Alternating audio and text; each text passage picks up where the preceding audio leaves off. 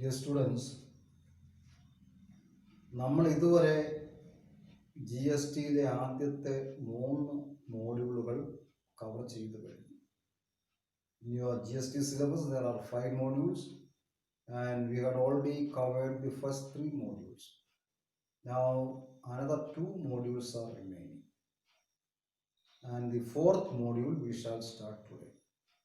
So, 4th module is all about input tax credit and payment of GST. And before going to input tax credit, we shall have a short discussion about the cascading effect of taxation. Cascading effect of taxation. Cascading effect എന്ന് പറഞ്ഞാൽ എന്താ? Tax on taxes. ടാക്സിന്റെ മേൽ വീണ്ടും tax ചുമത്തുന്നു. G S T implement ചെയ്യാൻ ഒരു പ്രധാനപ്പെട്ട കാരണമായിട്ട് പറഞ്ഞത് തന്നെ കാസ്കേഡിംഗ് ഇഫക്റ്റ് ഓഫ് ടാക്സ് ആണ്, അല്ലെങ്കിൽ കാസ്കേഡിംഗ് ടാക്സേഷൻ ആണ്. ഇന്ത്യയിൽ നിലവിലിരുന്നൊരു മൾട്ടി ലെയർ ടാക്സേഷൻ സിസ്റ്റമാണ്. മൾട്ടി ലെയർ ടാക്സേഷൻ സിസ്റ്റം എന്ന് പറഞ്ഞാൽ എന്താ? സെൻട്രൽ ഗവൺമെന്റും സ്റ്റേറ്റ് ഗവൺമെന്റും പല സ്റ്റേജുകളിൽ ടാക്സ് ഒരേ സർവീസിന്റെയോ പ്രോഡക്റ്റിന്റെയോ മേൽ ചാർജ് ചെയ്യുന്നു. ഇപ്പൊ സെൻട്രൽ ഗവൺമെന്റ് ആണെങ്കിൽ ബേസിക് എക്സൈസ് ഡ്യൂട്ടി അല്ലെങ്കിൽ സെൻട്രൽ വാറ്റ്. വീണ്ടും ഇതിന്റെ മേൽ മറ്റ് പല ടാക്സുകളും സെയിൽ ടാക്സ് ലെവി ചെയ്യും. സ്റ്റേറ്റ് ഗവൺമെന്റും അതുപോലെ തന്നെ പല ടാക്സുകൾ ഒരേ പ്രോഡക്റ്റിന്റെയോ സർവീസിന്റെ മേൽ ലെവി ചെയ്യുന്ന ഒരു സിസ്റ്റമായിരുന്നു നിലവിലുണ്ടായിരുന്നത്. അപ്പം central government and state government levies taxes like VAT, then sale tax, entry tax, state excise, octroi, etc. State government ആണ് ഇതെല്ലാം. സെൻട്രൽ ഗവൺമെന്റ് വന്നു കഴിയുമ്പോൾ എന്താണ്? Central government levies taxes like excise duty, service tax, central sales tax. ഇതെല്ലാം എന്താ? ഒരേ പ്രോഡക്റ്റോ സർവീസിന്റെയോ മേൽ ഇങ്ങനെ ചാർജ് ചെയ്തുകൊണ്ടിരിക്കുകയാണ്. ഇങ്ങനൊരു മൾട്ടി ലെയർ ടാക്സേഷൻ സിസ്റ്റം വന്നതോടുകൂടി അസസീസ് പലപ്പോഴും എന്താ, എങ്ങനെ ഇത് ടാക്സ് കൊടുക്കാതിരിക്കാം? രജിസ്റ്റേർഡ് ടാക്സബിൾ പേഴ്സൺസിന് ഈ ടാക്സ് ലോ എങ്ങനെ, അല്ലെങ്കിൽ ടാക്സ് ആക്ടുകൾ എങ്ങനെ കംപ്ലൈ ചെയ്യാമെന്ന് തന്നെ ഡൗട്ടാണ് വരുന്നത്. അതിൻ്റെ ഒരു വലിയ ഡിസഡ്വാൻറ്റേജ് ഉണ്ടായിരുന്നു. അല്ലെങ്കിൽ ഇതിന്റെ ഇമ്പാക്ട് എന്തൊക്കെയാണ്? Impact of cascading taxation. ഈ കാസ്കേഡിംഗ് ടാക്സേഷന്റെ ഇമ്പാക്ട് എന്തൊക്കെയാണ്? പ്രധാനപ്പെട്ട ഇമ്പാക്റ്റുകൾ എന്താണ്? നമ്മൾ അതിന്റെ ഡിസഡ്വാൻറ്റേജ് ഇമ്പാക്ട് ആദ്യം തൊട്ടൊന്ന് എക്സാമിൻ ചെയ്ത് കഴിഞ്ഞാൽ ഇതിന്റെ ഒരു പ്രധാനപ്പെട്ട ഒരു ഇമ്പാക്റ്റ് ആണ് Indian products are less competitive in the international market. International മാർക്കറ്റിൽ ഇന്ത്യൻ പ്രോഡക്റ്റുകളുടെ കോമ്പറ്റീറ്റീവ്നെസ് വളരെ കുറവാണ്. മറ്റ് രാജ്യങ്ങളുടെ പ്രോഡക്റ്റുകളുമായിട്ട് കോമ്പീറ്റ് ചെയ്യാനുള്ള ഇന്ത്യൻ പ്രോഡക്റ്റുകളുടെ എബിലിറ്റി കുറവാണ്. കാരണം എന്താ? പ്രൊഡക്ഷൻ സ്റ്റേജ് തൊട്ട് ഡെലിവറി സ്റ്റേജ് വരെ പലപ്പോഴായിട്ട് central government state government tax charge ചെയ്ത് ഇന്ത്യൻ പ്രോഡക്റ്റുകൾ അത് വലിയ കോസ്റ്റ്ലി ആയിട്ട് മാറുന്നു നമ്മൾ ഒരു ഇന്റർനാഷണൽ മാർക്കറ്റിൽ ചെന്ന് കഴിയുമ്പോൾ. ഇതിൻ്റെ ഒരു പ്രധാനപ്പെട്ട ഒരു ഡിസഡ്വാൻറ്റേജ് അല്ലെങ്കിൽ ഇമ്പാക്റ്റ് ആണ്. വീണ്ടും the assessees may try to escape the tax liability. Assessees പലപ്പോഴും ടാക്സ് ലയബിലിറ്റി എങ്ങനെ എസ്കേപ്പ് ചെയ്യാം, ടാക്സ് പേ ചെയ്യാതെ രക്ഷപ്പെടാമെന്ന് അവർ ശ്രമിക്കുന്നത്. മൂന്നാമത് പറഞ്ഞിരിക്കുന്നത് എന്താ? Assessees are finding it difficult to comply with various laws. Registered taxable persons അല്ലെങ്കിൽ അസസീസ് പലപ്പോഴും ഈ ടാക്സബിൾ ലോസ് എങ്ങനെ കംപ്ലൈ ചെയ്യും, അവർക്ക് അത് ബുദ്ധിമുട്ടായിട്ട് മാറുന്നു. അവർക്ക് പലപ്പോഴും ഇത് മനസ്സിലാകുന്നില്ല, എങ്ങനെയാണ് ഈ നിയമങ്ങൾ അനുസരിക്കേണ്ടത്, എങ്ങനെയാണ് നിയമങ്ങൾ പാലിക്കേണ്ടത്. Then extra tax burden would be on the ultimate consumer. ഈ ടാക്സ് ബേർഡൻ എല്ലാവരും അൾട്ടിമേറ്റ് കൺസ്യൂമേഴ്സിന്റെ മേലാണ്. ടാക്സിൽ വരുന്ന ഓരോ വർധനവും അത് ഡീലേഴ്സിനെയോ മാനുഫാക്ചറേഴ്സിനെയോ അല്ല ബാധിക്കുന്നത്, അൾട്ടിമേറ്റ് കൺസ്യൂമേഴ്സിനെയാണ്. ഇന്ത്യയിലെ സാധാരണക്കാരാണ് ഈ ടാക്സ് ബേർഡൻ മുഴുവൻ സഹിക്കുന്നത്. ultimate consumer, they have to bear the burden of taxation. Then the exact tax element, ഒരു പ്രോഡക്റ്റിന്റെയും എക്സാക്ട് ടാക്സ് എലമെന്റ് എന്താണെന്ന് മനസ്സിലാക്കാൻ പലപ്പോഴും ബുദ്ധിമുട്ടാണ്. കാരണം ഇതിന്റെ ഈ മൾട്ടി ടാക്സേഷനാണ്. സെൻട്രൽ ഗവൺമെന്റ് സ്റ്റേറ്റ് ഗവൺമെന്റ് പലപ്പോഴായിട്ട് ടാക്സ് ലെവി ചെയ്തിട്ടുണ്ട്. അപ്പം ഒരു പ്രോഡക്റ്റിന്റെയോ സർവീസിന്റെ എക്സാക്ട് ടാക്സ് എലമെന്റ് എന്താണെന്ന് കണക്ക് കൂട്ടിയെടുക്കുക എന്നുള്ളത് ബുദ്ധിമുട്ടാണ്. It's very difficult to find out the exact tax element in a product. Then again, government എല്ലായ്പ്പോഴും ഗവൺമെന്റിന്റെ പോളിസി ആയിട്ട് എന്താ പറയുന്നത്? Export goods not export tax. Government പറയുന്നത് എന്താ? നിങ്ങൾ സാധനങ്ങൾ എക്സ്പോർട്ട് ചെയ്യൂ, എക്സ്പോർട്ട് ഗുഡ്സ് ആൻഡ് സർവീസസ്. പക്ഷേ ഈ ഗുഡ്സ് ആൻഡ് സർവീസ് എക്സ്പോർട്ട് ചെയ്യുന്നതോടൊപ്പം തന്നെ ഇന്ത്യയിലെ ടാക്സേഷൻ സിസ്റ്റം അനുസരിച്ച് ടാക്സും കൂടി എക്സ്പോർട്ട് ചെയ്യുന്നു. അത് ഇന്ത്യൻ പ്രോഡക്റ്റുകളെ വേൾഡ് മാർക്കറ്റിൽ ലെസ് കോമ്പറ്റീറ്റീവ് ആക്കി മാറ്റുമായിരുന്നു. Then the cost of products will be increasing as the tax rates go higher. Tax rate കൂടും തോറും പ്രോഡക്റ്റുകളുടെ കോസ്റ്റ് കൂടും.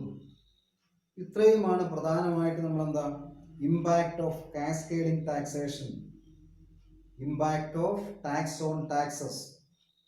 ഇനി നമ്മളൊരു ചെറിയ എക്സാമ്പിൾ നോക്കിക്കഴിഞ്ഞാൽ ഈ കാസ്കേഡിംഗ് ഇമ്പാക്ട് ഓഫ് ടാക്സേഷൻ മനസ്സിലാവും. എ ഒരു മാനുഫാക്ചറാണ്. A manufacture, he's from Bangalore.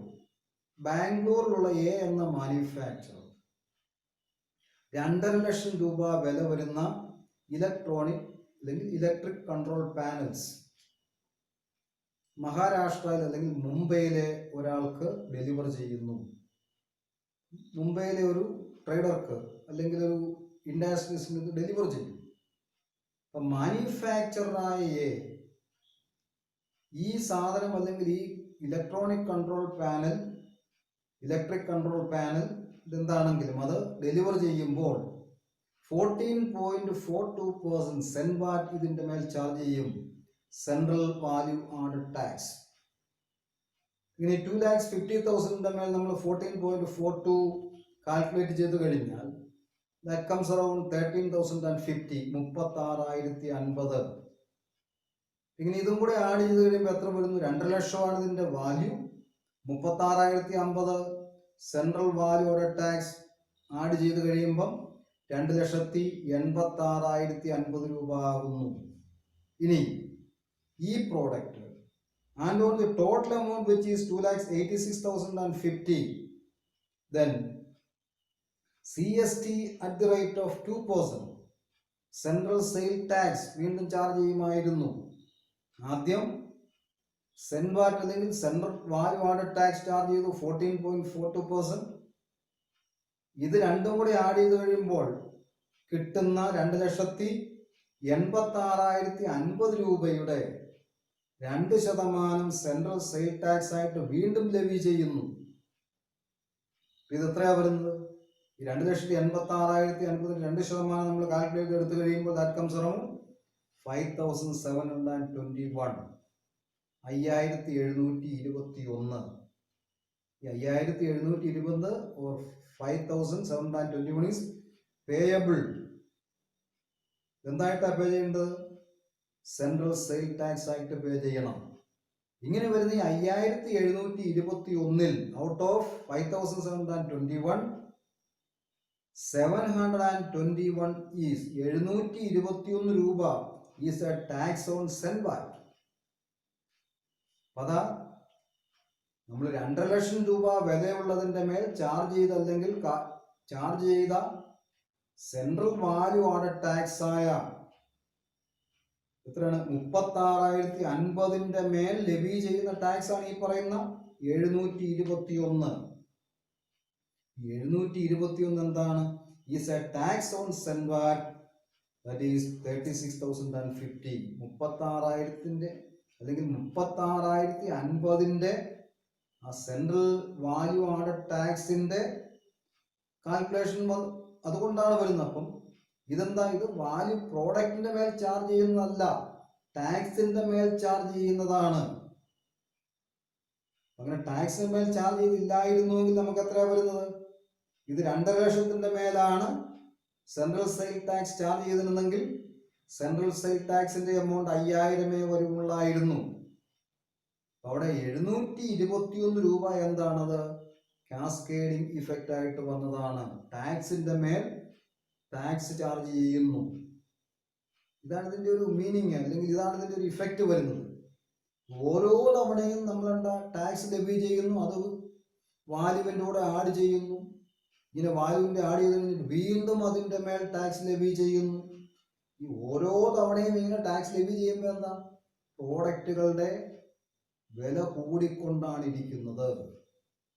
നമ്മുടെ പ്രോഡക്റ്റുകൾ പലപ്പോഴും കോസ്റ്റ്ലി ആകുന്നതും അതുപോലെ ഇന്റർനാഷണൽ മാർക്കറ്റിൽ ലെസ് കോമ്പറ്റീറ്റീവ് ആയിട്ട് മാറുന്നതിൻ്റെ പ്രധാനപ്പെട്ട റീസൺ ഇതായിരുന്നു. എന്താണ്? Cascading effect of taxation. ഇത് ഒഴിവാക്കുന്നതിന് വേണ്ടിയാണ് 2017 കേന്ദ്ര ഗവൺമെന്റ് GST ഇംപ്ലിമെന്റ് ചെയ്തത്. ഇംപ്ലിമേഷൻ ടൈമിൽ പറഞ്ഞത് പ്രധാനപ്പെട്ട ഒബ്ജക്റ്റീവ് അതാണ്. Now let's go to the input tax credit. നമ്മൾ ആ ഒരു കാസ്കേഡിംഗ് എഫക്റ്റ് മനസ്സിലാക്കിയിരിക്കണം. ഇനി എന്താണ് ഈ input tax credit? Input tax credit is, or ITC, is the tax that a business pays on the purchase and that it can use to reduce its tax liability when it makes a sale. Input tax എന്ന് പറഞ്ഞാൽ ഒരു registered taxable person സാധനങ്ങൾ വാങ്ങുമ്പോൾ ആ വാങ്ങുന്ന വസ്തുവിൻ്റെ മേൽ പേ ചെയ്യുന്ന ടാക്സ് ആണ്. ഇനി ഇങ്ങനെ പേ ചെയ്യുന്ന ടാക്സ് ഇയാൾ ഈ വസ്തുക്കൾ വിൽക്കുമ്പോൾ, ഇയാൾ ഈ വസ്തുക്കൾ സപ്ലൈ ചെയ്യുമ്പോൾ ഇത് അപ്പോൾ കളക്ട് ചെയ്യുന്ന ടാക്സിൽ നിന്ന് കുറയ്ക്കാൻ സാധിക്കും. അത്രയും കുറച്ച് കൊടുത്താൽ മതി. ഒരു ഡീലർ ഒരു 10,000 രൂപ വിലയുള്ള സാധനങ്ങൾ വാങ്ങിയപ്പോൾ അയാൾ ഒരു 500 രൂപ ടാക്സ് കൊടുത്തു എന്ന് നമ്മൾ ഇമാജിൻ ചെയ്യുന്നു. ഇനി ഇയാൾ വിൽക്കുമ്പോൾ ടോട്ടൽ ടാക്സ് വരുന്ന ഒരു 800 രൂപയാണ് എങ്കിൽ ഇയാളെ വാങ്ങിയപ്പോൾ കൊടുത്ത 500 രൂപ കുറയ്ക്കാനുള്ള ഒരു റൈറ്റ് ഇയാൾക്കുണ്ട്. അതാണ് ഇൻപുട്ട് ടാക്സ്. ക്രെഡിറ്റ് ചെയ്യുന്നു, 800 ഡെബിറ്റ് ചെയ്യും, 500 ക്രെഡിറ്റ് ചെയ്യും, ബാലൻസ് വരുന്ന എത്ര? 300 രൂപ അയാൾ പേ ചെയ്താൽ മതി. ഇതാണ് input tax mechanism. In other words, businesses can reduce their tax liability by claiming credit to the extent of GST paid on purchases. ഇപ്പോൾ പർച്ചേസസിന്റെ മേൽ ഓൾറെഡി പേ ചെയ്തിരിക്കുന്ന GST ഈ വസ്തുക്കൾ അല്ലെങ്കിൽ ഈ സേവനങ്ങൾ വിൽക്കുമ്പോൾ കുറയ്ക്കാൻ സാധിക്കും. അത് കുറച്ച് ബാക്കി വരുന്ന എമൗണ്ട് പേ ചെയ്താൽ മതി. ഇതാണ് input tax mechanism. Then input tax is the GST incurred on any purchase. Input tax is GST incurred on any purchase. Input tax is always connected with purchase of goods and services or acquisition of goods and services by a taxable person for the purpose of making a taxable supply. So when the goods and services purchased by a taxable person for the purpose of making a taxable supply, taxable സപ്ലൈക്ക് വേണ്ടി ആയിരിക്കണം ഈ ഗുഡ്സോ സർവീസോ purchase ചെയ്യുന്നത്. Then in the course or furtherance of business, എന്താ ഇയാളുടെ ബിസിനസിന്റെ ഭാഗമായിട്ട് വേണം സാധനങ്ങൾ വാങ്ങാനായിട്ട്. ഒരു ടാക്സബിൾ പേഴ്സൺ അയാളുടെ ബിസിനസിന്റെ ഭാഗമായിട്ട് വാങ്ങുന്ന സാധനങ്ങൾ എന്ന് പറഞ്ഞാൽ അയാൾ വിൽക്കുന്നതിന് വേണ്ടി വാങ്ങുന്ന സാധനങ്ങളുടെ മേൽ പേ ചെയ്യുന്ന പർച്ചേസ് ടാക്സ് ആണ്. സാധനങ്ങൾ വാങ്ങിയപ്പോൾ ഇയാൾ പേ ചെയ്ത ടാക്സ് എന്താണ്? ഇതാണ് ഇൻപുട്ട് ടാക്സ് ആയിട്ട് വരുന്നത്. Then in simple words, input credit means at the time of paying tax on sales. ഇങ്ങനെ വിൽക്കുന്ന സാധനങ്ങൾ ഇയാൾ വാങ്ങിയപ്പോൾ പർച്ചേസ് ചെയ്ത സമയത്ത് ടാക്സ് പേ ചെയ്തിട്ടുണ്ട് എങ്കിൽ at the time of paying tax on sales, ഈ വസ്തുക്കൾ വിൽക്കുമ്പോൾ ടാക്സ് കൊടുക്കുന്ന അവസരത്തിൽ then he can reduce the tax which he had already paid on purchases. പർച്ചേസിന്റെ മേൽ ഓൾറെഡി പേ ചെയ്ത് കഴിഞ്ഞ ടാക്സ് കുറയ്ക്കാൻ സാധിക്കും. അത് കുറച്ച് ബാക്കി വരുന്ന ഇയാൾ പേ ചെയ്താൽ മതി. ഓൾറെഡി പേ ചെയ്ത് ഇൻപുട്ട് ടാക്സ് ഇയാൾക്ക് എന്താ, ഇയാളുടെ ലെഡ്ജറിൽ ക്രെഡിറ്റ് ചെയ്യാൻ സാധിക്കും. ബാലൻസ് വരുന്നത് കൊടുത്താൽ മതി. നമ്മൾ ആ ഇൻപുട്ട് ടാക്സിന്റെ കാൽക്കുലേഷൻ ഒന്ന് നോക്കാം. Input tax in relation to a taxable person means tax charged on any supply of goods and or services to him which are used in the course or furtherance of business. രണ്ട് മൂന്ന് കാര്യങ്ങളുണ്ട്. It's a tax levied on purchase of goods. രണ്ടാമത് എന്താണ്, in the course or in furtherance of business. ഒരു registered taxable person അയാളുടെ വ്യക്തിപരമായ ഉപയോഗത്തിന് വേണ്ടി വാങ്ങുന്ന സാധനങ്ങൾക്ക് ഇൻപുട്ട് ടാക്സ് ക്രെഡിറ്റ് കിട്ടില്ല. അയാളുടെ ബിസിനസിന്റെ ഭാഗമായിട്ട് അത് വിൽക്കുന്നതിന് വേണ്ടി വാങ്ങുന്ന സാധനങ്ങളാണെങ്കിൽ, അയാളുടെ യൂഷ്വൽ ബിസിനസിന്റെ ഭാഗമായിട്ട് വിൽക്കുന്നതിന് വേണ്ടി വാങ്ങുന്ന സാധനങ്ങളാണെങ്കിൽ, ആ സാധനങ്ങൾ വാങ്ങിയപ്പോൾ കൊടുത്ത പർച്ചേസ് ടാക്സ്, പേ ചെയ്ത പർച്ചേസ് ടാക്സ് ഇതേ സാധനങ്ങൾ വിൽക്കുമ്പോൾ കൊടുക്കേണ്ട ടാക്സ് കുറയ്ക്കാൻ സാധിക്കും. ഇതിനൊരു കണ്ടീഷൻ പറയുന്നുണ്ട്, ഇങ്ങനെ എല്ലാവർക്കും ഇത് കിട്ടുകയല്ല. But does not include the tax paid under the composition levy. ഈ പറയുന്നയാൾ കോമ്പോസിഷൻ ലെവി സ്കീം പ്രകാരമാണ് GST പേ ചെയ്യുന്നതെങ്കിൽ he cannot claim input tax credit. ചെറുകിട ആളുകൾക്ക് സംബന്ധിച്ചിടത്തോളം, ചെറുകിട ബിസിനസ്സുകാരെയൊക്കെ സംബന്ധിച്ചിടത്തോളം GST പ്രകാരം they can adopt അല്ലെങ്കിൽ they can adopt the composition levy adopt ചെയ്യാം. കണ്ടീഷൻ എത്രയേ ഉള്ളൂ, അവിടെ ആനുവൽ ടേൺ ഓവർ 1.5 കോടിയിൽ കൂടാൻ പാടില്ല. സ്പെഷ്യൽ കാറ്റഗറി സ്റ്റേറ്റിൽപ്പെട്ട സംസ്ഥാനങ്ങൾ, നമ്മുടെ അരുണാചൽ പ്രദേശ് ഉൾപ്പെടെയുള്ള കുറെ സംസ്ഥാനങ്ങൾ പറയുന്നുണ്ട്. Nagaland, Manipur, Mizoram, including Jammu and Kashmir. Jammu and കാശ്മീരിന്റെ ആ സ്പെഷ്യൽ സ്റ്റാറ്റസ് പോയതുകൊണ്ട് അത് ഇതിനകത്ത് ഉൾപ്പെടുത്തുന്നുണ്ട്. അപ്പൊ അവിടെയൊക്കെ ഉള്ള ഡീലേഴ്സോ അല്ലെങ്കിൽ ടാക്സബിൾ പേഴ്സൺസോ ആണെങ്കിൽ അവരുടെ ആനുവൽ ടേൺ ഓവർ തൊട്ട് തലേ സാമ്പത്തിക വർഷം 75 ലക്ഷത്തിൽ താഴെയാണെങ്കിൽ they can opt for composite levy. പക്ഷെ ഒരിക്കൽ കോമ്പോസിറ്റ് ലെവി ഓപ്റ്റ് ചെയ്ത് കഴിഞ്ഞാൽ such taxable persons are not eligible to claim input tax credit. അപ്പൊ അങ്ങനെയുള്ളവർക്ക് ഇൻപുട്ട് ടാക്സ് ക്രെഡിറ്റ് ലെവി ചെയ്യാൻ സാധ്യമല്ല. ദെൻ നമ്മളൊരു എക്സാമ്പിൾ നോക്കിക്കഴിഞ്ഞാൽ, ഒരു മാനുഫാക്ചറർ ആണ്, ഒരു പ്രോഡക്റ്റ് മാനുഫാക്ചർ ചെയ്യുന്നു. പിന്നെ പ്രോഡക്റ്റ് മാനുഫാക്ചർ ചെയ്ത ഇയാളുടെ ആ പ്രോഡക്റ്റ് വിറ്റ് കഴിയുമ്പം ഒരു 450 രൂപയാണ് ടാക്സ് ഇയാൾ വിൽക്കുന്ന ഈ പ്രോഡക്റ്റിന്റെ മേൽ ടാക്സ് ലെവി ചെയ്യുന്നത്, 450 രൂപ. ഇനി ഈ പ്രോഡക്റ്റ് ഉൽപ്പാദിപ്പിക്കുന്നതിന് ഈ മാനുഫാക്ചറർ 3 കമ്പോണൻസ് വാങ്ങുന്നുണ്ട്. Component A, component B and component C. Component A വാങ്ങിയപ്പോൾ ഒരു 100 രൂപ പർച്ചേസ് ടാക്സ് കൊടുത്തു. കമ്പോണന്റ് ബി വാങ്ങിയപ്പോൾ 120 രൂപ പർച്ചേസ് ടാക്സ് കൊടുത്തു. കമ്പോണന്റ് സിയുടെ മേൽ ഒരു 80 രൂപ പർച്ചേസ് ടാക്സ് കൊടുത്തിട്ടുണ്ട്. For component A, B and C total നമ്മൾ ചെയ്ത് കഴിഞ്ഞാൽ 100, 120, 80, ഒരു 300 രൂപ ഓൾറെഡി പർച്ചേസ് ടാക്സ് ആയിട്ട് ഇയാൾ പേ ചെയ്തിട്ടുണ്ട്. ഇനി ഈ 3 കമ്പോണൻസ് ഉപയോഗിച്ച് ഇയാൾ ഉൽപ്പാദിപ്പിക്കുന്ന ഈ ഒരു പ്രോഡക്റ്റ് മാർക്കറ്റ് ചെയ്യുമ്പോൾ ഇയാൾ ലെവി ചെയ്യുന്നത് 450 രൂപയാണ് ടാക്സ്. ഇതിന്റെ മേൽ 450 രൂപ ടാക്സ് പേ ചെയ്യാനുള്ള, അല്ലെങ്കിൽ 450 രൂപ കളക്ട് ചെയ്ത് പേ ചെയ്യാനുള്ള ലയബിലിറ്റി ഉണ്ട്. ഇൻപുട്ട് ടാക്സ് ക്രെഡിറ്റ് ക്ലെയിം ചെയ്യാവുന്ന ഒരു ടാക്സബിൾ പേഴ്സൺ ആണ് എങ്കിൽ ഈ 450 നിന്നും ഓൾറെഡി പർച്ചേസ് ടാക്സ് ആയിട്ട് ഇയാൾ പേ ചെയ്ത 300 രൂപ കുറച്ചിട്ട് ബാക്കി 150 രൂപ പേയ്മെന്റ് നടത്തിയാൽ മതി. 450 രൂപ സപ്ലൈയുടെ മേൽ ടാക്സ് വരുന്നുണ്ടെങ്കിലും 300 രൂപ ഇതേ സപ്ലൈയുടെ പർച്ചേസിന്റെ മേൽ 300 രൂപയുടെ പർച്ചേസ് ടാക്സ് വരുന്നത് കൊണ്ട് ഇത് അഡ്ജസ്റ്റ് ചെയ്ത് കഴിഞ്ഞ് 150 രൂപ പേ ചെയ്താൽ മതി. ഇതാണ് ഇൻപുട്ട് ടാക്സിന്റെ ഒരു പ്രത്യേക രീതി.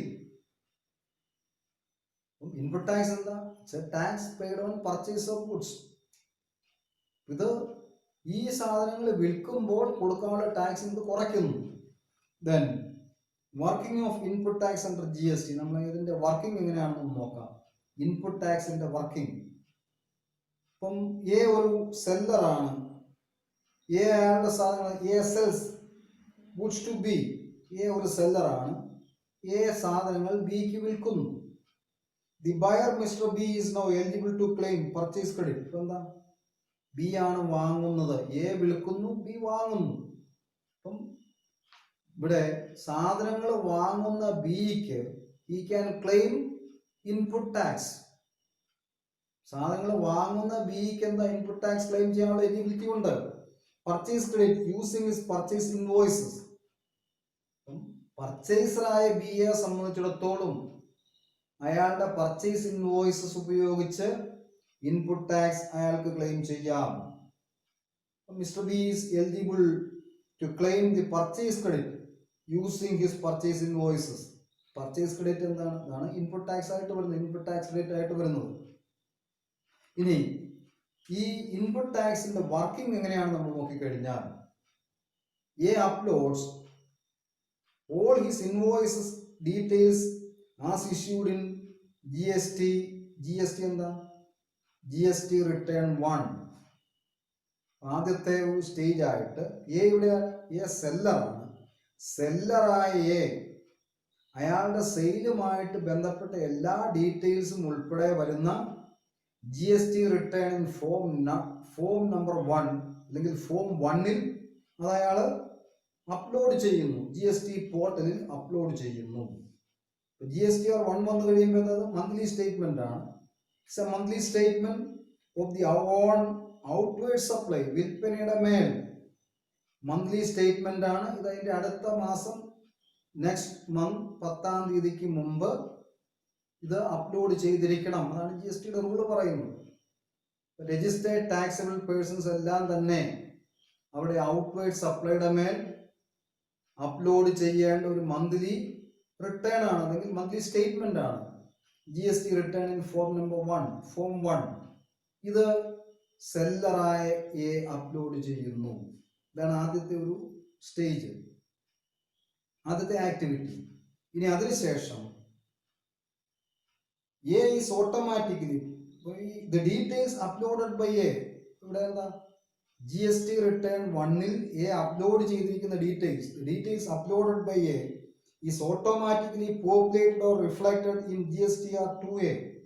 അപ്പം GST റിട്ടേൺ 2A-ൽ GST റിട്ടേൺ 1-ൽ എ അപ്ലോഡ് ചെയ്തിരിക്കുന്ന കാര്യങ്ങൾ ഓട്ടോമാറ്റിക് ആയിട്ട് റിഫ്ലക്റ്റ് ചെയ്യപ്പെടും. GSTR 2A എന്താ? ഇത് പർച്ചേസ് റിലേറ്റഡ് ടാക്സ് റിട്ടേൺസ് ആണ്. പർച്ചേസുമായിട്ട് ബന്ധപ്പെട്ട ടാക്സ് റിട്ടേൺ ആണ് GST റിട്ടേൺ 2A-ൽ വരുന്നത്. GST റിട്ടേൺ 1 അപ്ലോഡ് ചെയ്ത് കഴിയുമ്പോൾ തന്നെ ഓട്ടോമാറ്റിക് ആയിട്ട് GST റിട്ടേൺ 2A-യിലേക്ക് ഈ ഡീറ്റെയിൽസ് എല്ലാം ട്രാൻസ്ഫർ ചെയ്യപ്പെടും. Then the same data will get reflected when Mr. B files GST return 2. അപ്പോൾ B അയാളുടെ GST റിട്ടേൺ 2 ഫയൽ ചെയ്യുമ്പോൾ അപ്പം അതുമായിട്ട് ബന്ധപ്പെട്ട ഡീറ്റെയിൽസ് എന്താ? Which are nothing but the details of his purchases. അപ്പൊ ബിയുടെ GST റിട്ടേൺ 2 വന്നു കഴിയുമ്പോൾ എന്താ? ബിയുടെ പർച്ചേസുമായിട്ട് ബന്ധപ്പെട്ട ഡീറ്റെയിൽസ് ആണ്. ബി ഫയൽ ചെയ്യുന്ന GST റിട്ടേൺ ഫോം 2-ൽ ബിയുടെ പർച്ചേസുമായിട്ട് ബന്ധപ്പെട്ട എല്ലാ ഡീറ്റെയിൽസും ഇൻക്ലൂഡ് ചെയ്യും. അങ്ങനെ ബി ഇൻക്ലൂഡ് ചെയ്യുന്ന ആ ഡീറ്റെയിൽസിൽ എയുടെ GST റിട്ടേൺ 1-ൽ നിന്നും വന്നിരിക്കുന്ന ഡീറ്റെയിൽസ് ഇതും കൂടി റിഫ്ലക്റ്റ് ചെയ്യും. സെയിലുമായിട്ടപ്പം എ വിറ്റ് കഴിഞ്ഞപ്പോൾ ബി വാങ്ങിയിട്ടുണ്ട്. അപ്പം ബിയുടെ വാങ്ങലുമായിട്ട് ബന്ധപ്പെട്ട ഡീറ്റെയിൽസ് ഒക്കെ അതിൻ്റെ അകത്ത് റിഫ്ലക്റ്റ് ചെയ്യും. Then the details of the sale are then accepted and acknowledged for by Mr. B, and subsequently the purchase tax is credited to Mr. B's electronic credit. ബിയുടെ പർച്ചേസ് ടാക്സ് എന്താ? Automatically electronic means ഉപയോഗിച്ച് credit ചെയ്യും. ബിയുടെ അക്കൗണ്ടിൽ automatic ആയിട്ട് credit ആകും. he can use this to adjust it later for future output tax liability and receive a refund. അപ്പോൾ ഭാവിയിൽ ഔട്ട്പുട്ട് ടാക്സ് ലയബിലിറ്റി ഉണ്ടാകുമ്പോൾ ഇവിടെ ഇൻപുട്ട് ടാക്സ് ആയിട്ട് ക്രെഡിറ്റ് ചെയ്തിരിക്കുന്ന ഈ എമൗണ്ട് അയാൾക്ക് അഡ്ജസ്റ്റ് ചെയ്യാം. എപ്പോഴെങ്കിലും ഒക്കെ ഒരു ഔട്ട്പുട്ട് ലയബിലിറ്റി വരികയാണെങ്കിൽ അയാളുടെ അക്കൗണ്ടിൽ ഓൾറെഡി ക്രെഡിറ്റ് ചെയ്തിരിക്കുന്ന ഇൻപുട്ട് ടാക്സ് ഇത് അഡ്ജസ്റ്റ് ചെയ്ത് ബാലൻസ് എമൗണ്ട് പേ ചെയ്താൽ മതി. ഇതാണ് ഇൻപുട്ട് ടാക്സിന്റെ ഒരു വർക്കിംഗ് വന്നിരിക്കുന്നത്. അല്ലെങ്കിൽ GST പ്രകാരം ഇൻപുട്ട് ടാക്സ് ക്രെഡിറ്റ് അല്ലെങ്കിൽ ഇൻപുട്ട് ടാക്സിന്റെ വർക്കിംഗ് ആണ് എക്സ്പ്ലെയിൻ ചെയ്തത്. ഇനി ഇതിന് എലിജിബിലിറ്റി ഉണ്ട്, എല്ലാവർക്കും ഇത് ക്ലെയിം ചെയ്യാൻ പറ്റുകയാണ്. എന്താ eligibility four claiming or taking input tax credit under GST. അപ്പൊ GSTയുടെ കീഴിൽ ഇൻപുട്ട് ടാക്സ് ക്രെഡിറ്റ് ഇത് ക്ലെയിം ചെയ്യുന്നതിന് എലിജിബിലിറ്റി എന്തൊക്കെയാണ്? സെക്ഷൻ 16 സബ്സെക്ഷൻ 1 ക്ലിയർ ആയിട്ട് പറഞ്ഞിരിക്കുന്നത്. അപ്പം every registered person shall be entitled to take credit of input tax charged on any supply of goods or services. അപ്പം registered taxable പേഴ്സൺസിന് ഇൻപുട്ട് ടാക്സ് ക്രെഡിറ്റ് ക്ലെയിം ചെയ്യാനുള്ള eligibility ഉണ്ട്. Then input tax charged on any supply of goods or services or both to him which are used or intended to be used in the course. ഇവിടെ എല്ലാം എന്താ? which are used or intended to be used in the course or in furtherance of his business. ഒരു പ്രധാനപ്പെട്ട point ആണ്. in the course in furtherance of business. ബിസിനസിന്റെ ഭാഗമായിട്ട്, business വിപുലീകരണത്തിന്റെ ഭാഗമായിട്ട് വാങ്ങിയിരിക്കുന്ന എല്ലാ വസ്തുക്കളുടെയും സേവനങ്ങളുടെയും മേൽ പേ ചെയ്തിരിക്കുന്ന tax, purchase tax, input tax ഉണ്ട്. ഇതെല്ലാം രജിസ്റ്റേർഡ് ടാക്സബിൾ പേഴ്സൺസിനും ഉണ്ടെന്നാണ് സെക്ഷൻ 16 സബ്സെക്ഷൻ 1 പറഞ്ഞിരിക്കുന്നത്. Then the input tax credit is credited to the electronic credit ledger of such person. ഇതെന്താ? ഇൻപുട്ട് ടാക്സ് ക്രെഡിറ്റ് എന്താ? ഇത് credited to the electronic credit ledger. Electronic means ഉപയോഗിച്ച് payment നടത്തിയാൽ ഇത് claim ചെയ്യാൻ പറ്റുകയുള്ളൂ. കാരണം ഇൻപുട്ട് ടാക്സ് ക്രെഡിറ്റ് എല്ലായ്പ്പോഴും ഇൻപുട്ട് ടാക്സിന്റെ ക്രെഡിറ്റ് വരുന്നു ഇലക്ട്രോണിക് ക്രെഡിറ്റ് ലെഡ്ജറിലാണ്. ഇലക്ട്രോണിക് മീൻസ് ഉപയോഗിച്ച് ഇൻപുട്ട് ടാക്സിന്റെ പേയ്മെന്റ് നടത്തിയിട്ടുണ്ടെങ്കിലേ ഇതിന്റെ ക്രെഡിറ്റ് കൂടെ ക്ലെയിം ചെയ്യാൻ പറ്റുകയുള്ളൂ. നമ്മൾ എക്സാമ്പിൾ നോക്കിക്കഴിഞ്ഞാൽ mister A purchases goods for ₹1 lakh. A 1 ലക്ഷം രൂപയുടെ സാധനങ്ങൾ വാങ്ങുന്നു and pays tax at 5% of turn over on that input. Input ഇവിടെ എത്രയാണ് വന്നിരിക്കുന്നത്? ഇവിടെ ഒരു 1 ലക്ഷം രൂപയുടെ സാധനങ്ങളാണ് വാങ്ങുന്നത്. ഈ 1 ലക്ഷം രൂപയുടെ സാധനങ്ങളുടെ മേൽ 5% ടാക്സ് പേ ചെയ്യുന്നു. Then the goods are sold for 2 lakhs. 1 ലക്ഷം രൂപയുടെ സാധനങ്ങൾ മിസ്റ്റർ എ വാങ്ങുന്നു. വാങ്ങുമ്പോൾ ഈ സാധനങ്ങളുടെ മേൽ 5% ടാക്സുകൾ പേ ചെയ്യുന്നുണ്ട്. അപ്പോൾ എത്ര വരുന്നുണ്ട്? 5000 രൂപ ടാക്സ് വരുന്നു. ഇനി ഈ സാധനങ്ങൾ 2 ലക്ഷം രൂപയ്ക്കാണ് വിൽക്കുന്നത്. The goods are sold for 2 lakhs. He collects tax at 5% on output. അപ്പം 2 ലക്ഷം രൂപയുടെ മേൽ വിൽപ്പന വിലയായ 2 ലക്ഷം രൂപയുടെ മേൽ 5% ടാക്സ് ഇയാൾ കളക്ട് ചെയ്യുന്നു. അങ്ങനെ 5% ടാക്സ് കളക്ട് ചെയ്യുമ്പോൾ എന്താ? 2 ലക്ഷം രൂപയുടെ 5% വരുമ്പോൾ 10000 രൂപ ടാക്സ് ആയിട്ട് വരുന്നുണ്ട്. Here input tax that is GST credit or input tax credit എത്ര വരുന്നത്? 5000 രൂപ വരും. കാരണം ഈ സാധനങ്ങൾ വാങ്ങിയപ്പോൾ ഇയാൾ 1 ലക്ഷം രൂപയ്ക്ക് 5% പർച്ചേസ് ടാക്സ് കൊടുത്തിട്ടുണ്ട്, ഇൻപുട്ട് ടാക്സ് കൊടുത്തിട്ടുണ്ട്. ഈ ഇൻപുട്ട് ടാക്സ് ഇയാൾ ഈ സാധനങ്ങൾ വിൽക്കുമ്പോൾ കൊടുക്കേണ്ട 10000 രൂപയുടെ ടാക്സിൽ നിന്ന് 5000 രൂപ കുറച്ചിട്ട് ബാക്കി പേ ചെയ്താൽ മതി. So shall be credit to the electronic credit ledger of mister. ഇവിടെ വന്നിരിക്കുന്നത് എന്താ? ഈ പറഞ്ഞിരിക്കുന്നതിൽ 10000 രൂപ ഡെബിറ്റ് ചെയ്യുമ്പോൾ 5000 രൂപ എയുടെ ഇലക്ട്രോണിക് ക്രെഡിറ്റ് ലെഡ്ജറിൽ ക്രെഡിറ്റ് ചെയ്യപ്പെട്ടിരിക്കും. Credited to the electronic credit ledger of mister A.